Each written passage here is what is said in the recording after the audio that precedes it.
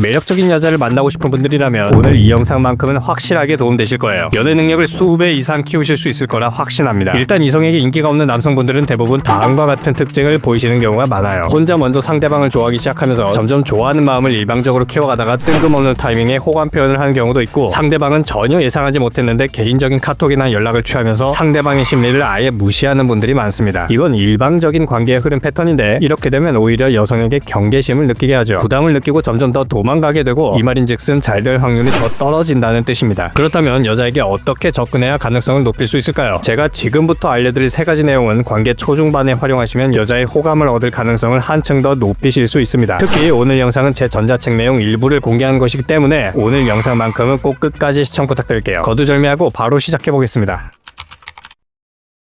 일단 제가 남성분들께 꼭 강조해서 드리고 싶은 말씀이 있는데요. 가끔 남성분들 중에서 여자는 나쁜 남자 좋아하는 거 아니냐, 오히려 싸가지 없게 대해야 되는 거 아니냐고 다소 극단적으로 확증 편향에 갇혀 계신 분들이 있습니다. 이는 절대로 사실이 아니에요. 실제로 여자는 올곧은 남자를 좋아합니다. 쉽게 말하면 마음이나 정신 상태가 건강한 남자를 좋아한다는 거예요. 단 중심이 잘 잡혀 있으면서 올곧은 남자여야 한다는 겁니다. 이게 대체 무슨 말일까요? 쉽게 말씀드리자면 여자의 말을 경청하고 수용하되 본인의 의견을 부드럽게 말할 줄 아는 남자를 좋아한다는 뜻이에요. 자, 대표적인 예시를 들어보자면요. 여기 여자와 남자가 있습니다. 이 두 사람의 대화를 유심하게 관찰해주세요. 너는 특별히 좋아하는 음식 있어? 나는 마라탕 좋아해. 자, 이때 여러분이라면 마라탕이 좋다는 여자의 말에 어떤 식으로 대답하실 건가요? 여러분은 마라탕을 좋아하지 않는 성향을 갖고 있다고 가정한다면 나는 마라탕 안 좋아하는데 라고 속으로 생각하실 수 있어요. 하지만 안타깝게도 남성분들은 여자는 공감해주는 남자를 좋아한다는 얘기를 듣고 다음과 같은 실수를 저지르곤 합니다. 나는 마라탕 좋아해. 오, 나도 마라탕 좋아해. 이 대답은 여자의 의견에 인위적으로 동조하는 것이죠. 이런 인위성이 담긴 의견 동조는 여자는 공감하는 남자를 좋아한다는 의미를 잘못 해석하고 잘못 활용하신 경우입니다. 공감은 이럴 때 활용하시는 게 아니에요. 공감이란 건 일단 1차적으로 상대의 기분과 감정을 수용해주는 걸 의미하는데, 어느 정도 여자 심리에 능숙하게 알고 계시는 분들은 다음과 비슷한 반응을 하실 겁니다. 나는 마라탕 좋아해. 아, 마라탕 좋아하는구나. 특별히 자주 가는 곳 있어? 응, 나는 내자키 마라탕 자주 가. 거기가 진짜 맛있거든. 내자키 마라탕 거기 맛있어? 응, 맛도 괜찮고 가격도 괜찮더라고. 자, 여러분 혹시 여기서 눈치채셨나요?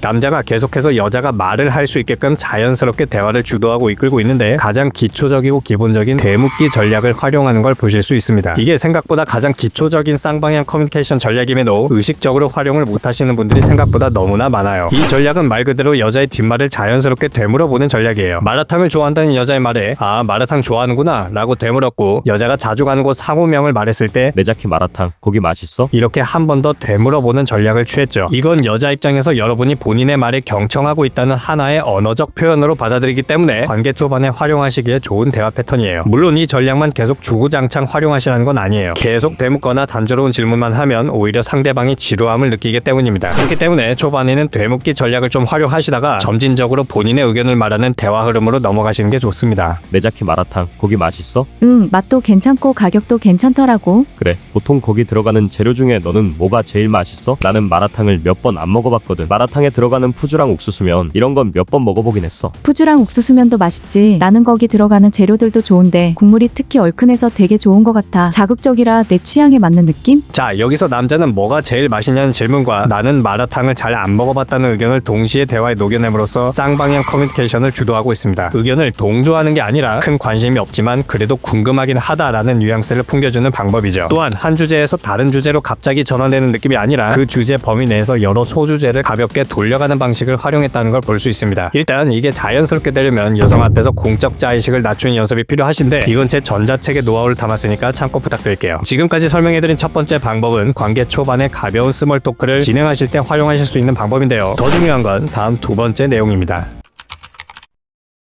제가 아까 영상 초반에 여성의 심리를 고려하지 않고 상대방이 전혀 예상하지 못하고 있는데 일방적인 호감 표현을 하면 잘 될 가능성이 낮아진다고 말씀드렸죠. 여자 입장에서 전혀 예상하지 못했다는 것은 그녀의 내면에서 여러분을 고려하지 않았다는 뜻이 됩니다. 즉, 그녀가 집에 혼자 있을 때 여러분에 대한 생각을 단 한 번도 떠올리지 않았다는 뜻이에요. 그렇기 때문에 여러분은 그 여자와 만나고 있을 때 말고 여자가 집에 혼자 있을 때 여러분을 떠올리게 만드셔야 된다는 거예요. 그러기 위해서는 어떤 방법이 있을까요? 이건 저번 영상에서 간략하게 설명해드렸는데요. 그녀 입장에서 여러분이 떠올려지지 않았다는 건 쉽게 말해 남성성 어필이 제대로 되지 않았다는 것을 의미합니다. 자, 그렇다면 그녀의 내면의 나의 존재를 점진적으로 부각시키기 위해 남성성을 보여줄 수 있는 방법으로 어떤 전략이 있을까요? 제가 아까 여자는 중심이 잡힌 착한 남자를 좋아한다고 말씀드렸죠. 이는 내면이 올곧으면서 강한 남자를 좋아한다는 뜻입니다. 이걸 드러낼 수 있는 방법 중 가장 효과적인 게 바로 도덕적 신념 드러내기예요. 착한 척을 하라는 건가요? 이게 착한 척을 하시라는 게 아니에요. 올곧은 신념을 갖고 있는 남자는 굳이 척을 하지 않아도 자연스럽게 도덕적인 모습이 나오는데, 여기서 가장 중요한 점은 강한 내면을 갖고 있다는 뉘앙스를 풍기셔야 한다는 겁니다. 즉 동경할 수 있는 레벨의 남자로 보여져야 한다는 뜻이죠. 예를 들면 여자와 어느 정도 관계가 친밀해지고 서로 진지한 대화를 하는 도중에 다음과 같은 방식으로 여러분만의 도덕적 신념을 드러낼 수 있습니다. 너는 지금 가게 관리하고 있잖아. 혹시 힘든 건 없어? 일은 워낙 재미있어서 일 자체가 힘들진 않아. 그런데 하나 아쉬운 점이 있긴 해. 어떤 아쉬운 점? 이 일을 하다 보면 다른 업체 대표들과 가끔 만나게 되거든. 근데 그런 자리에서 다들 하는 얘기를 들어보면 도덕적 기준에서 아쉬운 점들이 보여. 어떤 부분에서 그런 걸 느끼는데? 저번에 업체 대표들하고 만나서 대화했는데 원재료 발주와 관련해서 얘기를 했거든. 가끔 거래처 쪽에서 내가 주문한 양보다 너무 많이 보내주는 경우가 있는데 이럴 때 대처 방식에 대해 얘기했어. 그거 관련해서 생각이 나랑 좀 다르더라고. 거래처에서 내가 주문한 수량보다 많이 보내준다는 거지? 그럼 내 입장에서는 좋은 거 아니야? 나야 좋지. 그런데 문제는 상대 사장님이 실수로 보내주신다는 거야. 서비스 개념으로 더 보내주시는 게 아니라 워낙 단위가 크다 보니까 의도치 않게 실수를 하시는 거지. 그런데 들어보니까 이런 경우가 업계에서 자주 있는 일이더라고. 그래서 내가 사장님한테 전화해서 물건 수량 실수로 더 보내주신 것 같다고 말씀드리면 얘기해줘서 너무 고맙다고 하시면서 다시 그 물건들을 회수해 가시거든. 그런데 얘기를 들어보니까 다른 업체들은 따로 알려주지 않고 그대로 받는다고 하더라고. 너는 왜 안 받아? 상대방 실수인데 받아도 되는 거 아니야? 난 그렇게 생각하진 않아. 편의점에서 현금으로 계산할 때 편의점 사장님이 거스름돈을 실수로 더 줬는데 아무렇지 않은 척 들고 나오는 행위랑 크게 다를 게 없다고 생각하거든. 하긴 그렇게 볼 수도 있겠다. 당장에 이익에 잠깐 눈이 멀어서 거래처에 쌓인 신뢰를 깨고 싶진 않아. 앞으로도 계속 그렇게 운영할 거야. 주변 사람들이 어떻든지 이 원칙만큼은 꼭 고수하고 싶어. 그래야 단기적인 신뢰 측면에서 내 사업체도 훨씬 더 커질 수 있다고 생각해. 자, 바로 이 포인트에서 남자의 도덕적 신념이 드러나게 됩니다. 다른 업체는 관행대로 대충 진행하고 있지만 본인은 확고한 도덕적 원칙을 고수하면서 사업체를 운영하고 있다는 차별점을 드러내는데, 이러한 사고방식이 여자에게 충분한 매력 어필로 다가갈 수 있다는 말이에요. 왜 그럴까요? 다른 사람들에게 휩쓸리지 않고 사업의 투명한 운영에 본인의 신념이고 앞으로도 계속 그럴 것이라는 남자의 확고한 발언에서 단단한 내면과 가치관, 그리고 도덕적 신념을 지키는 남자의 강인함을 느낄 수 있기 때문입니다.